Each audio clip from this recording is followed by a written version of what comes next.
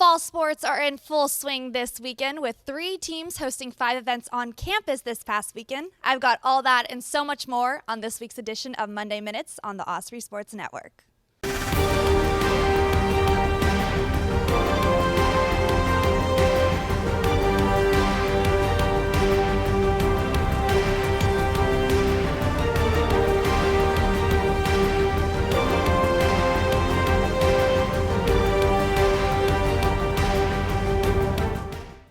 Hey Ospreys, it's Elise Lobb. It was a packed weekend for the Ospreys, so let's get right into the action on the court.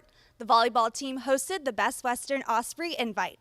The Ospreys swept Nicholls State and Mercer Friday before dropping their third game of the weekend to FIU on Saturday. For her performance over the weekend, Morgan Van Alstyne was named ASUN Defensive Player of the Week.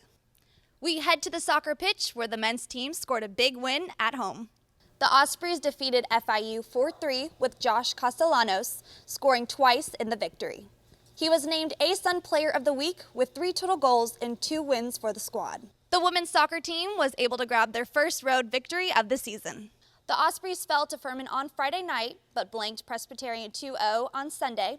Krista Kalubios scored twice in the win, while goalkeeper Victoria Ekali earned ASUN Defensive Player of the Week honors for her weekend performance.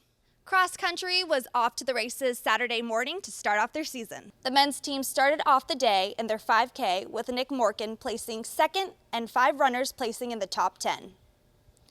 In the women's 3K, Eden Meyer finished in second place in a packed field, while Grace Meyer finished 12th.